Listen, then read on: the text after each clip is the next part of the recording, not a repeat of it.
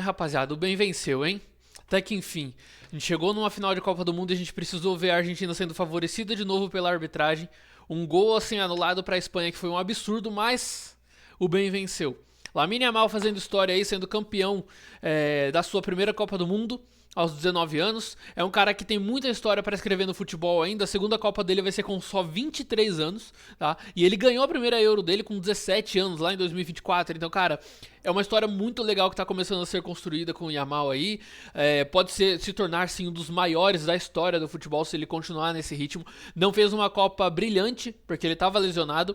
Nessa final também não jogou, nossa, uma barbaridade. Mas ele jogou muito contra a França, tá? E a Espanha é campeã.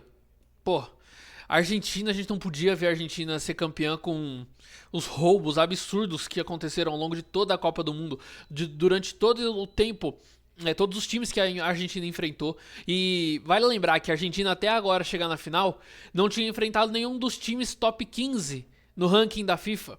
E chegou até a final aos trancos e barrancos, sendo muito favorecida por diversos jogos, Egito, o Cabo Verde, aquele primeiro jogo lá que o Messi era para ter sido expulso, vários outros detalhes que foram cruciais para a Argentina chegar nessa final, chegar aos trancos e barrancos, mas chegar, né, de forma roubada.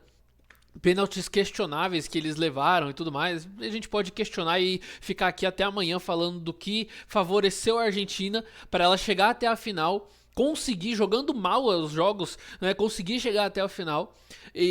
Mas assim, mesmo na final, tendo levado um favorecimento aí, não conseguiu ser campeão. E isso precisava acontecer. Então, o mundo inteiro estava torcendo contra a Argentina. E o bem venceu, a gente conseguiu, né? É claro que não tem como torcer pra Argentina nessa situação. Então, vamos comentar um pouco sobre a campanha de cada um aqui nessa Copa do Mundo. Brevemente, é claro, né? A Espanha, ela começa um primeiro jogo empatando com o Cabo Verde, que fez um jogo histórico. Foi quando a gente, surgiu o Vozinha, que goleiro que é esse e tal, caricato e tudo mais, gente boa pra caramba. 13 milhões para mais, diz que tá com 20 milhões de seguidores o Vozinha já. E a Espanha empata com o Cabo Verde num jogo que foi ruim. Foi bem ruim, assim, ruim no sentido de que atacou, mas parecia que não tava com tanta vontade. Já Cabo Verde jogou melhor na sua proposta, né? Foi atrás, não conseguia também ter uma qualidade de ataque para fazer um gol, empatou. E aí depois, beleza, a Espanha passa pelo segundo jogo, ganha. E aí a Espanha cai no último jogo da fase de grupos contra o Uruguai e eles fazem um jogo tenebroso. Eu chamei esse jogo de 37, dos 37 erros, né? E inclusive tem um vídeo aqui no canal sobre isso, porque foi um jogo absurdo, os dois times erraram demais, empataram. E por conta do empate, Cabo Verde avançou para a próxima fase. E aí a gente entra na campanha da Argentina, que jogou contra Cabo Verde no 16avos. E, cara, se não fossem detalhes, coisinhas ali que foram acontecendo ao longo do jogo, Cabo Verde poderia ter avançado de fase. Mas é isso, a Argentina, resumindo, nem vou falar sobre todos os jogos deles aqui ao longo da Copa do Mundo. A Argentina, ela lembrava de jogar futebol nos 20 minutos finais de jogo. Lembrava de ir pra cima, de ter vontade de ganhar mesmo no finalzinho, tá? E isso foi ao longo de toda a Copa do Mundo, inclusive hoje aqui, né, a Argentina na final, no finalzinho que começou a conseguir sair mais, até, se eu não estou enganado, os 80 minutos de jogo aproximadamente, a Argentina não tinha dado um chute pro gol durante o jogo inteiro. Isso foi uma loucura, tá? Não jogou nada. A Espanha controlou esse jogo. Mas assim, aí a Argentina avança, né, de Cabo Verde, pega lá o Egito depois, eu nem lembro se foi já o Egito em seguida, É isso mesmo, né? Depois de Cabo Verde, aí a Argentina pegou o Egito, ganhou de 3-2, com alguns erros absurdos ali que eram para ter dado a vitória pro Egito, né? É claro que também tem uma parte ali do Egito ter dado uma bobeada e tomou 3 gols ali nos minutos finais de jogo, mas teve sim a ajuda da arbitragem nesses 3 gols, não nos 3 gols, mas em lances cruciais da partida que fizeram o Egito sair eliminado, tá? E aí nas quartas de final a Argentina enfrenta a Suíça, que vence da Suíça na prorrogação. A Suíça consegue levar o empate, aí tem aquela lambança, né, do embolou todo o jogo. É claro que ele é uma nova regra também da simulação, e os caras estão colocando isso mais em prática agora, mas foi expulso, acabou o jogo da Suíça ali, e aí, levou pra prorrogação um empate, depois eles fizeram 2 gols e se superaram, né? E na semifinal joga contra a Inglaterra, que, aí pô, uma das atuações mais vergonhosas da Copa do Mundo foi o segundo tempo da Inglaterra. Só não foi mais vergonhosa que a do Brasil. É óbvio, né? Porque a gente perdeu de forma muito mais tenebrosa nas oitavas de final. Mas a Inglaterra marca um 1-0 contra a Argentina e em seguida ela abdica de jogar futebol. Recua completamente, coloca 4, 5 zagueiros em campo, os laterais marcando tudo mais, todo mundo para defender. Com 60 minutos de jogo. Aí a Argentina vai lá e vira o jogo, é óbvio. Nos minutos finais também tem o lampejo ali do Lionel Messi, os caras deixaram ele livre também, deixaram todo mundo livre e a Argentina virou o jogo. Chega na final, e pra gente comentar especificamente daqui da final, cara, a Espanha controlou completamente o jogo. Totalmente o jogo, totalmente. Foi todo da Espanha. Posse de bola, chute pra gol. Como eu falei, a Argentina foi dar o primeiro chute pro gol, acho que lá pros 80 minutos, por aí.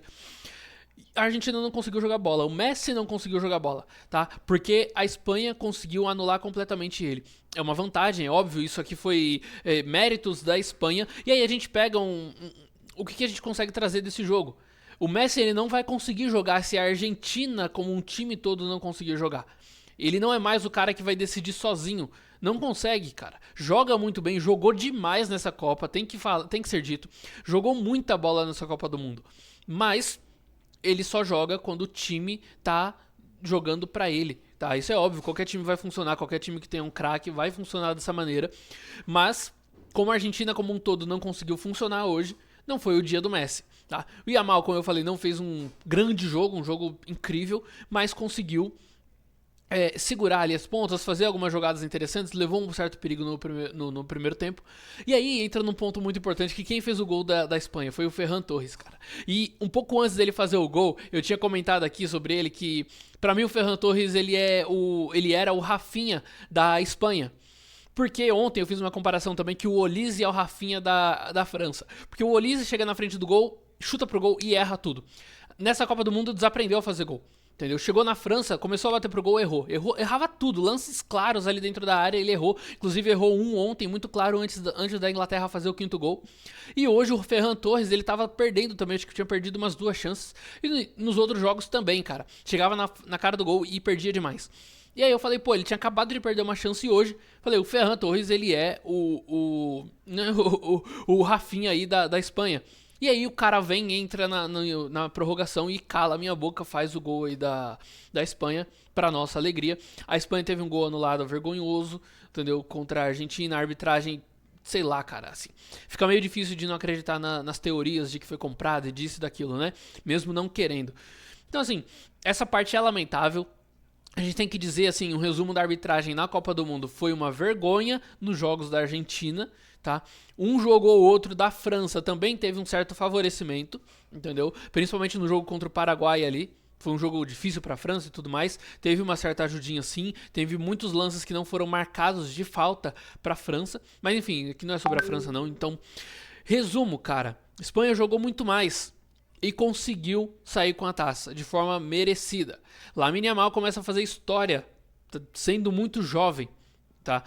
Basicamente o bastão sendo passado, né? O Messi encerra a participação dele em Copas do Mundo, tem 39 anos, é muito difícil que ele consiga se segurar para uma próxima Copa já com 43, então encerra suas participações, suas atuações com a camisa da Argentina e começa a atuação de um cara que é muito jovem, que tem muito para ser realmente promissor na história do futebol.